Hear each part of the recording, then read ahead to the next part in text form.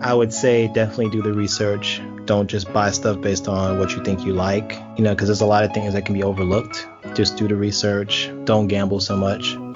Hello, everyone. Thank you so much for tuning in to A Reseller's Journey. Here is your host, eBay Joey.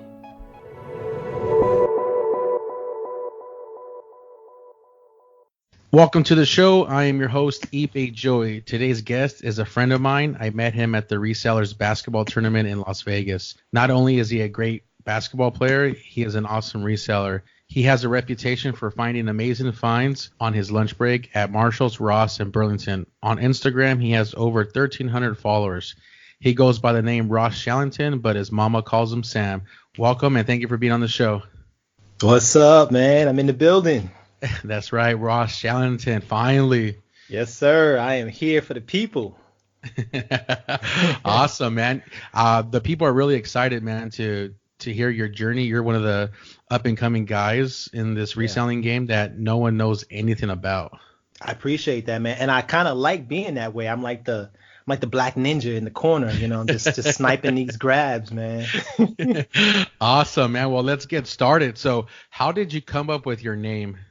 Let's see. So the name came from like the three major stores that I go to: Ross, Marshalls, and Burlington. When I first started, my name was actually Ross Shalls because I was really going to Ross and Marshalls. But I just started going to Burlington, and I was like, man, there's some real fire here. So I need to incorporate that into the name. So I was like, let's see. I'll put them all together. Ross Shallington. So like, bam, it just worked. Hey, I like it, man. Definitely creative. So where are you based out of? I'm in Atlanta, Georgia. Yeah, were you born and raised in Atlanta? Nah, I'm actually from New York. I moved down here after high school, moved down here to go to college, and I moved back up to New York for a quick second, and then found my way back down south, and then I just been down here ever since. Yeah, so what did you go to college for? What's your background? Initially, I was a chemistry major, and then I was like, man, this chemistry is not as fun as it was in high school. So I was like, man, I like computers, so let me major in IT. So I majored in IT, and that's my full-time job. I'm a network analyst, and I just do reselling on the side, part-time. Okay. Yeah, since you mentioned that you're doing reselling part-time, what are you reselling? Man, anything of value. Shoes, clothing, occasional equipment. I've even gone to Goodwill a couple times to find stuff there. On my Instagram page, I went to Goodwill one time when I was taking my son to get a haircut, and we just happened to go in there, and I found like this.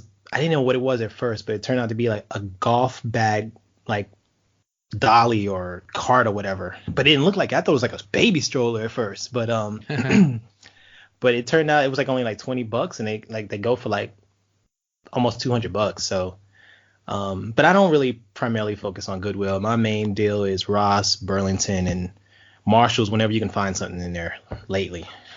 Yeah, definitely, man. I think in certain parts of the country, you do notice that some areas are hotter than others, and other areas are just a lot, they're just dry, really. For sure. But you mentioned those three stores, Burlington, Ross, Marshalls.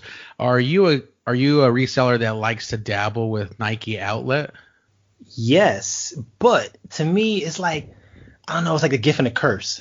The outlet. It's like, how you say like when you go to Ross and Burlington, you're looking for the needle in the haystack. But when you go to the Nike Outlet, it's the whole haystack is needles. They're all good. Everything in there is pretty much good. But it's like the prices there are so high, you have to like really do your research and figure out, okay, 20% off the back wall, 30% off the back wall. What is the final price? Is it really meeting the numbers of where I can make a profit?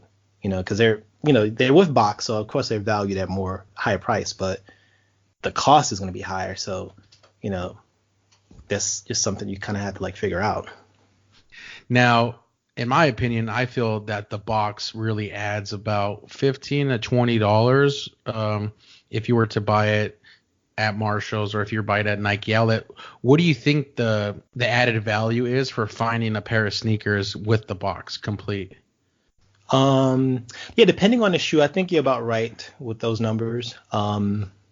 Definitely having the box does add value.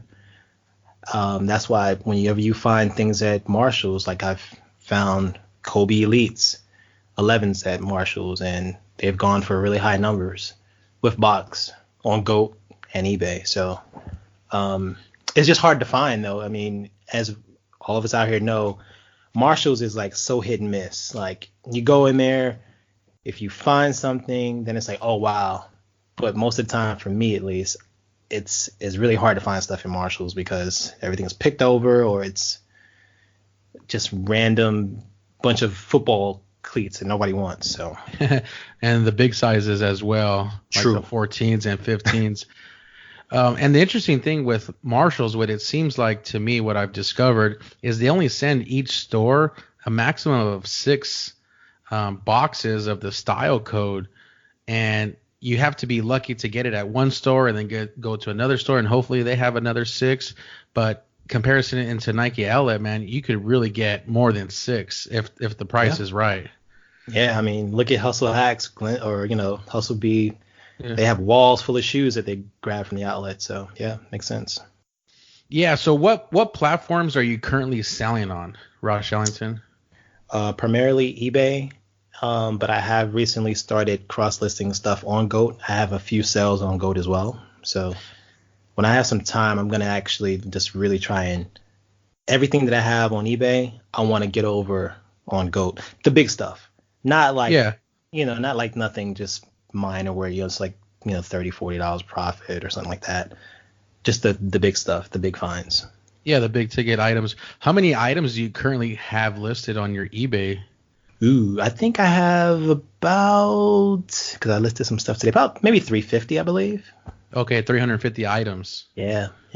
Well, 350 listings. Oh, but listings. Some of my listings I have multiple of. So I may have, maybe like close to 400 items. Yes, exactly. Yep.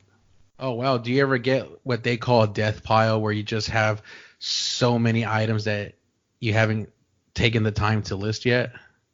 Yes. On my bed right now, I have bags of stuff that I haven't. Actually, no. I have bags of things that I haven't inventoried. I'll say that. But everything I have is listed. Okay, so when you talk about inventory, we know that you're out there, you're hustling, and we see your finds on Instagram.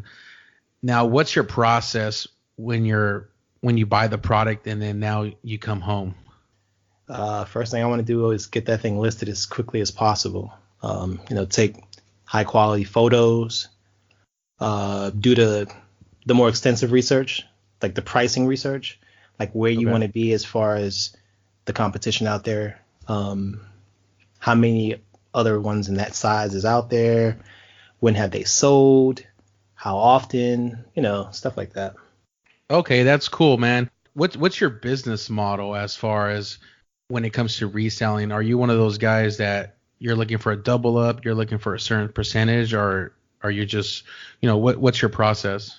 Man, to be honest with you, I really don't have a process. I'm more like ad hoc. It's like if I see something that I like or I think it has some value, obviously I don't want to grab something and only make like $5-10.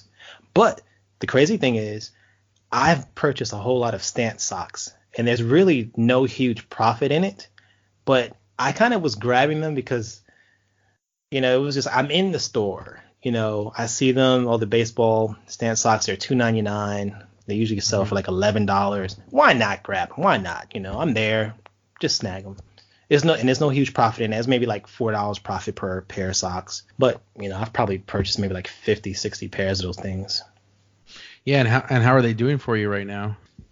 They sell intermittently. Because some of them are like either basketball or baseball or college football. So depending on what sport is in, kind of determines how they'll sell. Okay. Yeah, so one thing that I noticed about you is that you find amazing stuff on your lunch break. How do you do it? Yeah, man, I'm the lunch king.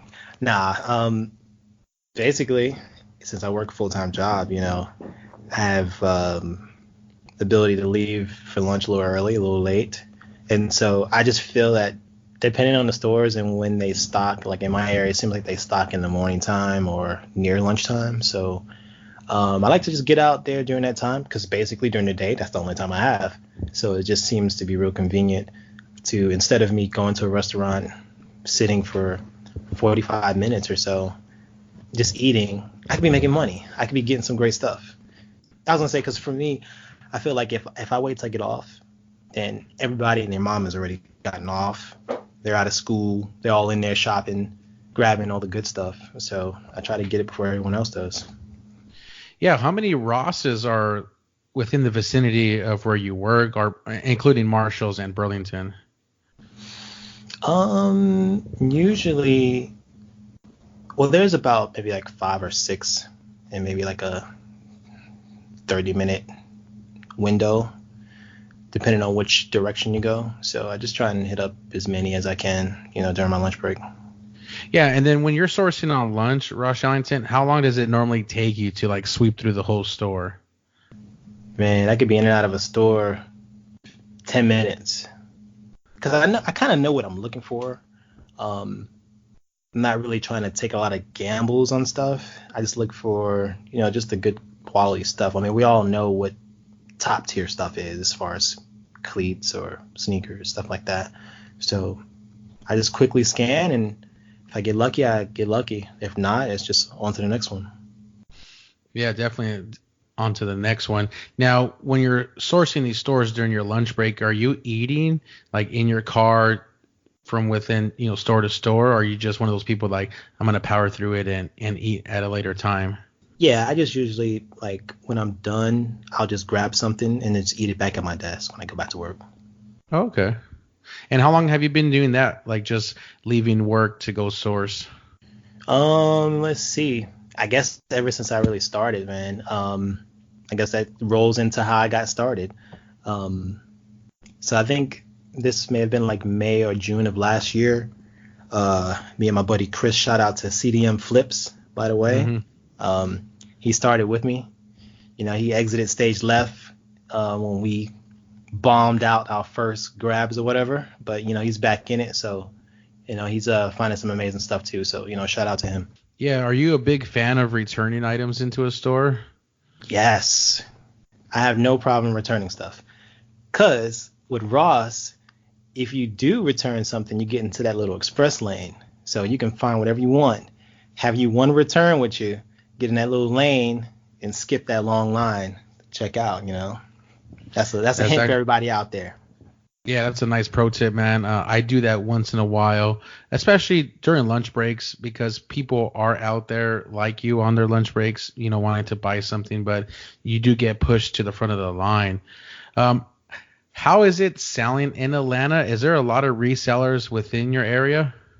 They probably are, but I'm not worried about them. Shout out to Noah to Flip It. I like him though. Me and him, we got to get together and do some stuff. But and CDM Flips, by the way. But other than that, I see him out there. Got newbies and people who seem like they know what they're doing. But as long as I can find what I'm looking for, I don't really worry about the competition or just other people out there. Yeah, man, it sounds like there's really, I mean, not what it sounds like, but I mean, seeing your Instagram, there is a lot definitely out there. Now, when you mention Noah to Flip It and your buddy, how far is everybody in distance to you? We're probably all at least 45 minutes from each other. So I'm sure we all kind of hit the same spots. Okay. Yeah, Jake's on the north side of town. I sometimes go up that way, but I'm on the south side, so. Yeah, have you ever ran into him? No, not yet, but I wouldn't be surprised if it happens in an upcoming video. Yeah, that would be awesome, man. I think, people will probably get a chance to see you, or maybe he might have to blur out your face to protect your identity. That's right. The mysterious Ross Shallington coming through. Yeah, man. Do you source every day? Are you a guy that has a schedule in sourcing? I don't source on Sundays. I just feel there's nothing out there. I don't think they restock on Sundays. I don't like going on late on Saturdays because I feel like everybody and their mom is out there. So it's like a family reunion in every store you go to. So I don't really like the large crowds and seeing half the merchandise on the floor and stuff like that. So, and Mondays, I don't really like Mondays either. So I really like Tuesday through Friday. Those are my glory days. Yeah, I've gone out on Saturdays and Sundays if I can get away from the family, and it's tough to find stuff, especially as the time goes on, because you do have resellers out there and you also have the consumer out there that's looking for stuff. But it seems like when school started, man, they wiped out everything off of these racks. Oh, for sure. I mean, I've seen some racks at Ross at certain locations where it's like, this place looks like they're going out of business. It's like nothing up there. There'll be some Pumas up there. Pumas, RBX, Fila, all the granddaddy shoes. Yeah, one that no one church shoes. The one that no one wants to resell. So right. when you're reselling and you're sourcing, now do you just stick with the particular brand, or are you just really open to whatever makes money? That's a good question. Initially I was like Nike or nothing. I'm not looking at Adidas. I'm not looking at New Balance. Definitely not looking at Reebok. But now Adidas has probably been the second biggest brand. Nike, of course. Nike's always gonna be number one. But I have moved into some Adidas stuff. I've sold a lot of NMDs and Adidas soccer cleats, stuff like that. So yeah, I've opened up to other brands. Okay. Now, do you ever go to, outside of your territory to source? Oh, I have, yeah. I've been down to Orlando. That's like a really good hot spot because you have all the outlets down there and you have the clearance center. Plus you have all the Burlingtons and Rosses down there. I've gone on trips, North Carolina, South Carolina, different other cities to check out stuff. Yeah, what made you want to do that and go from Atlanta to Orlando or from Atlanta to North Carolina area? Just gauging what other markets have, just trying to see if I can strike it rich, not strike it rich, but you know what I mean, hit the jackpot, Yeah, I think that's a great tip. If resellers out there can afford it, whether you're on a business trip or whether you're on a family vacation or maybe you just want to try something new, I think it's good to get out of your surroundings that you're so used to, your comfortable state, and then just go out there. And it could be worth it and it might not. And probably a lot of people strike out, but at least you tried, right? Like Glenn said, go out and get it, right?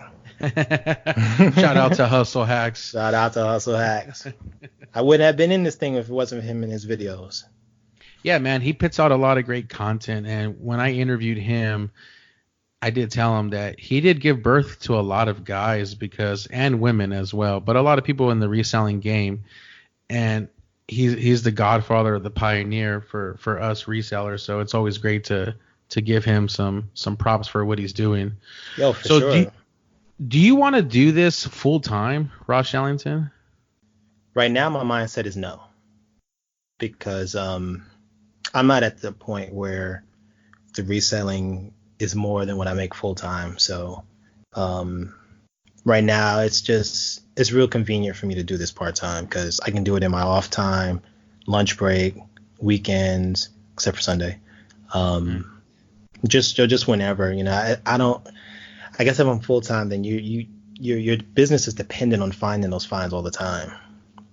But when you're part time, you're pretty much at your own pace, your own speed. Yeah, and I think for some people that do it part time and the people that do have a career or the people that are, they're just comfortable in their job and they do this for extra money or they want to pay off some bills or, maybe they want to get ahead in life or a family vacation, whatever it is. I mean, but not every reseller has that passion. So it's good to know that, hey, this is just something on the side for you and you For enjoy sure. it. For sure. I mean, and shout out to whoever does it full time. I'm not saying that I don't have the passion for it. It's just I just don't have the time for it. But hey, there's people out there that make the time and they do it, and I'm all for that. So, and maybe in the future, you never know. But I'm still in my infancy in this stuff, man. I'm still learning. I'm still new. I'm only a year and some months into this. So, talk to me next year. I might be like, what, I'm quitting my job. I'm gonna go full time. Or I might be Yeah, like, what, I'm really happy where I'm at. So just never know. yeah, you never know. And I always compare, how long people have reselling to how many years is that equivalent to a baby being born. And so you figure, at 1 year and some change, you're still learning how to do a lot of things, and they're all basic until you start to get older, then you're able to do a lot more in this reselling game. But that's good that you're just taking it easy and take it as it comes. For sure. Yeah, that's my technique right now. Yeah, so you talked about earlier that eBay is your number one platform. Yes. Have you ever had any returns or crazy stories where people are sending you messages on, hey, can you do me a favor? I'm struggling, but I really want to buy this expensive item. Man, I've gotten some lowball offers, for sure. All you hear all types of things like, oh, I'm just waiting for my check to clear. Can you hold this item for me? Or I want to return this item. I only wore it, a few times, but can I send this back to you? Because it doesn't really fit right. Like, nah, I don't accept returns, but I will take returns if it's certain reasons that seem legit to me. I'll ask a bunch of questions. Have you worn it outside, or did you just try it on and it doesn't fit? Did you just order the wrong size? I will accept those type of returns. But if you've worn the item, or you wore these shoes outside, or you did an event and whatever, like, they're no longer new. So, I mean, what do you want me to do with them? I don't sell new to used. I'm selling, if I bought it new, I'm selling it as new. If I buy it used, then, I'll sell it as used. But I don't want to get played like that. No, I agree. And does eBay give you a hard time because you say no returns, but then this person is asking you to do returns? What's their place in it? I've never had an issue, man. eBay's always had my back. I recently had a return where a guy wore some cleats and then wore them for a while and said, oh, they don't fit. And my listing had stated no returns anyway. So he opened up a case and I stated my reason for not accepting the return. Case closed. Game over. That's it. Move on to the next one. Yes, sir.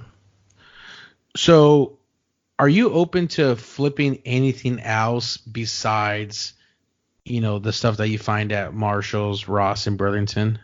Whatever can make some money. I don't care. I mean, if I can sell some chickens on eBay, sure. Hey, you whatever it takes. Hey, when Ross starts selling live chickens for cheap and I can flip them on eBay, sure, I'll sell that too. Now, there's someone out there that has a full-time job. They're working 40 hours a week. They get a lunch break. They have some stores around them. What kind of advice would you give them to get started into finding stuff like you do on your lunch breaks? Tell them just start slow. Start with one item. Just grab one pair of shoes. Don't go in there with a shopping cart and just grab all this stuff and then, figure, oh yeah, all this stuff is going to sell for big money. Do the research, And if you're at a limited time frame, just grab one shoe at a time.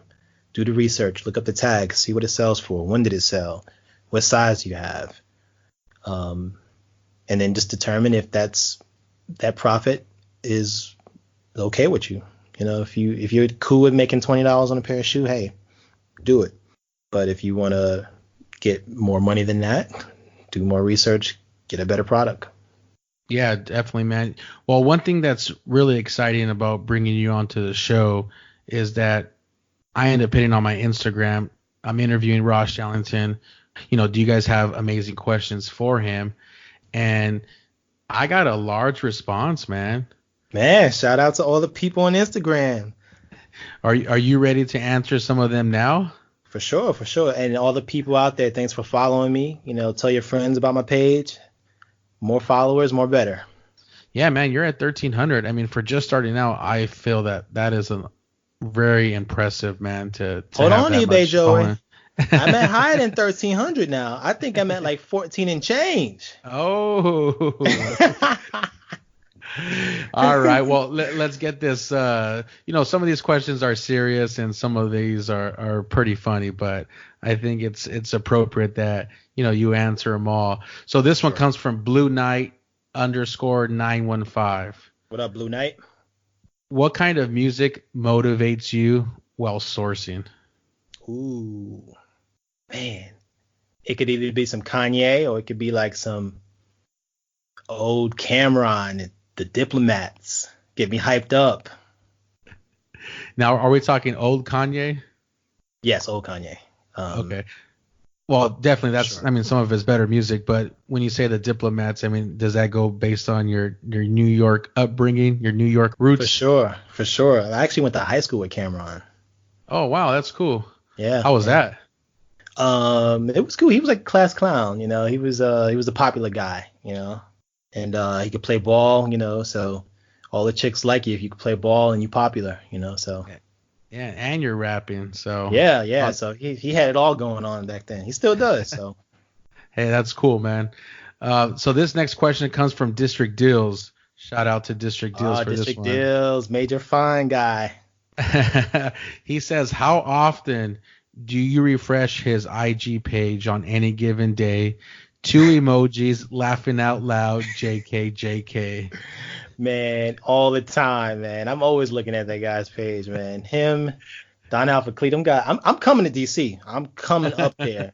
Maybe next year I'm coming up there. I don't know, but I gotta get up over there. There you go, District Deals. He's always looking at your page, so you might want to post a picture when you're in the ATL. All right, so the next question comes from _Cali_life_.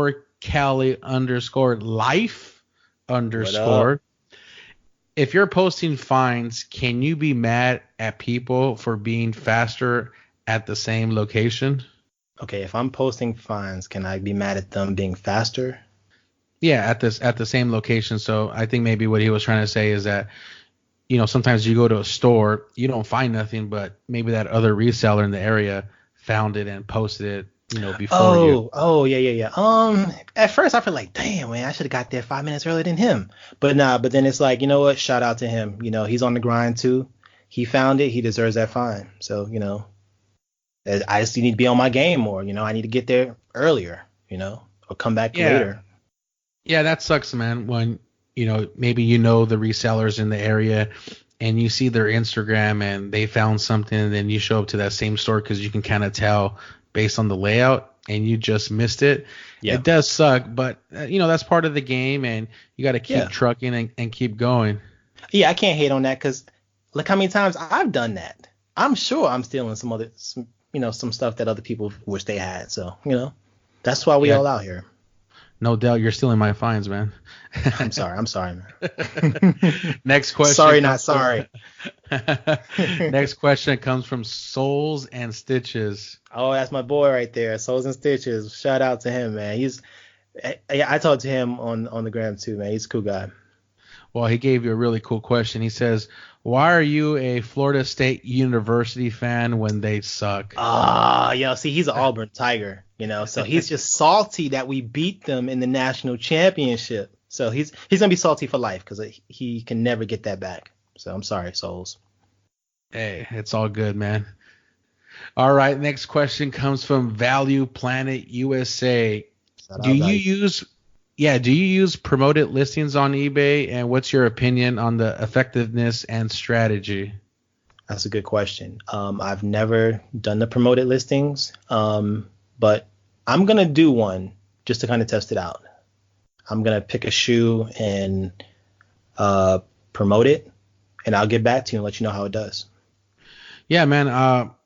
When another reseller gave me that tip where he sent me a YouTube video and it was based on promoted listings, how it can be effective for you. And so I tried it on every single item that eBay would allow me to. And I sold out of 23 items for last month's sales. 14 of them were promoted listings, which, Oh, you know, wow. yeah, I didn't mind giving away an extra 3% to get those sales. I mean, I kind of look at it where if I didn't do it, I probably would not have got the sale. But why? But then that goes to another question. Why don't you think you would have gotten that sale? I mean, you really don't know. It's all hypothetical.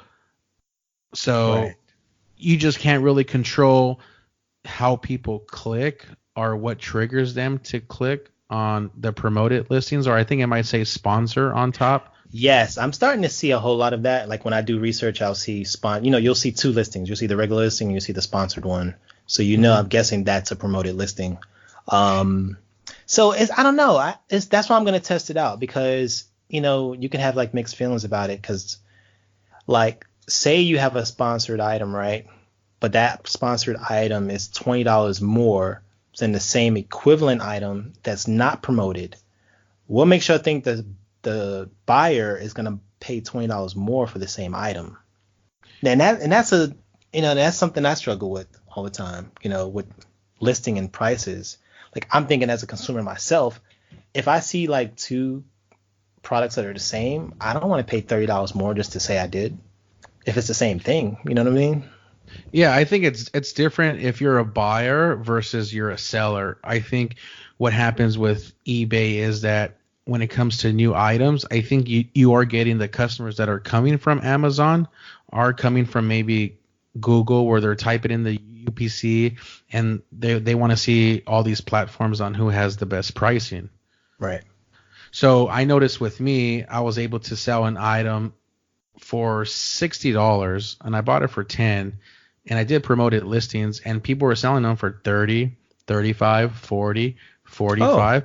Yeah, and I was getting my full 60. Now, I wow. wasn't selling them, every day, but it did take some time, but I did sell them and I did get that full value and it could be that these were first time eBay customers because when I looked at their feedback, they had 0 or 1. Ah, okay, okay. So they probably Yeah. wasn't a seasoned buyer then. Yeah, I agree because if you have an eBay store, and I know you have one, but you can always look it up where you can see if people are coming from the outside. So, Mhm. uh, it helped, and I think it helps. I think on a marketing standpoint, people feel that this person that's selling the item is, working side by side with eBay or eBay handpicked them. I don't think the consumer knows Ah, how that really works. that's a good point there. That's a good point. Yeah, so I mean, I'm, everybody I out guess there I'm a that's little interested. old. Yeah, I think I'm a little old fashioned with it. I feel like a quality product to me is one that has like good pictures. Um, the description is cool, and mainly in the pictures because you want to see as much of this product that you're getting before you get it. You have people they'll just take random pics like they're driving and the shoe is in their lap, or it's outside in the grass, or on a dirty rug. It's just I wouldn't buy that stuff. So that's why when I sell my stuff, I like for myself to be presentable, well lit, well described, so that the buyer has like a sense of, okay, this is a good seller. Everything looks legit. Let me buy it. So, but I Yeah, will and try that promoted though. yeah, I agree. I think there's people out there, especially consumers, that they're looking for the cheapest listing out there. And I know for some resellers that buy stuff on eBay to resell, to reflip, they're looking for the lowest listings, and some people are giving it away. Yep. Now, if you can tell based on the quality of the pictures if it's worth it, then I guess it's worth picking up. But just like in everything, Ross Shallington, you're always going to have the cheaper one out there or the cheapest listing, and you're going to have your mid tier and then your expensive tier. And I think it's all psychological for the consumer on what they're going to, you know, be happy with. Yeah, that's true. So you talked about descriptions as far as well lit pictures. You describe your items really well. What are some of the things that go into it to achieve that? To me, I just feel you have to have a really nice background, or just have a white background so that the focus is on the product itself, not the surroundings.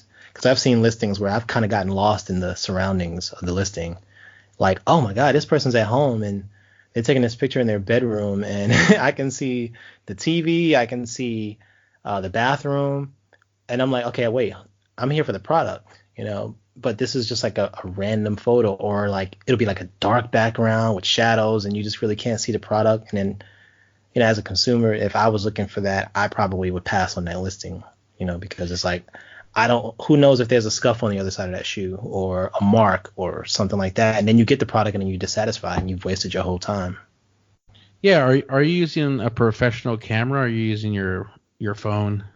Shout out to Apple. I just use my Apple iPhone, Yeah, Apple puts out some great pictures with their phone, especially if you have a newer phone. I have an older iPhone, but I don't use it to take pictures for eBay because the quality is not there. But if you're up to date with your iPhone, or maybe those Androids, the Google phones, those are really cool, and you can do some cropping and some editing. I'm sorry, I can't support Android, but I will be getting the new 11 Pro. So, hopefully my photos will be even better. But to me, presentation is everything. So. Yeah, definitely, man. It's key. Now, you and I, we talk outside of the Instagram, and sure. I've gotten a chance to really know you, and what you do, and what I do, and my family and all that. Now, we had a conversation where you said, man, I flip other things besides shoes.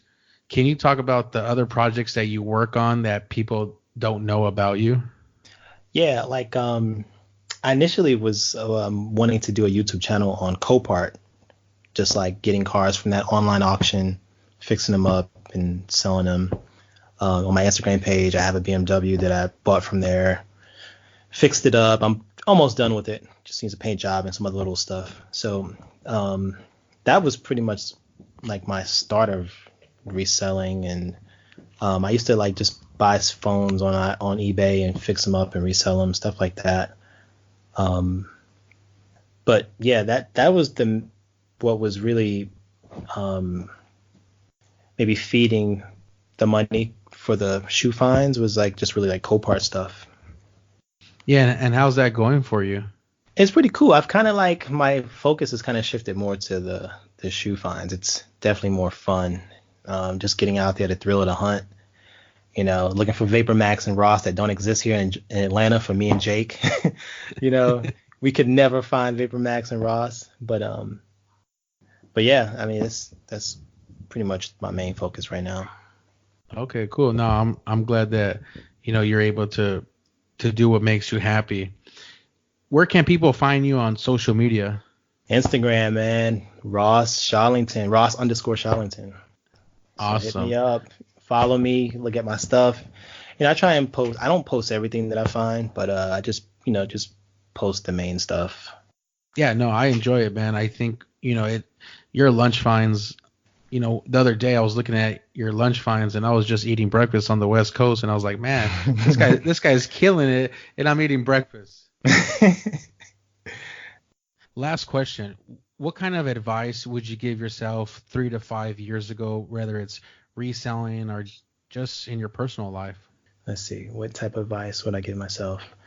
I would say definitely do the research. Don't just buy stuff based on what you think you like, because there's a lot of things that can be overlooked. Just do the research. Don't gamble so much, because then you waste time taking stuff back. And just be more out there. Try new things. Go to new places. Yeah, well said, man. I think that could even apply to me. What you just said. Ross Shallington, thank you for being on the show. Thanks for having me, man. It was a pleasure, man. It was a joy, man. Shout out to everybody on Instagram. I hope everyone checks out this interview and learn something about me, learn something about the reselling culture, and do your best. Get on out there. Awesome. Thank you to the audience for tuning in. You can find today's guest on Instagram at Ross_Shallington, and you can find me on Instagram at eBayJoey. If you like what you're hearing, don't forget to subscribe and follow on Apple Podcasts, Google Podcasts, Spotify, and YouTube. Remember, never forget why you started.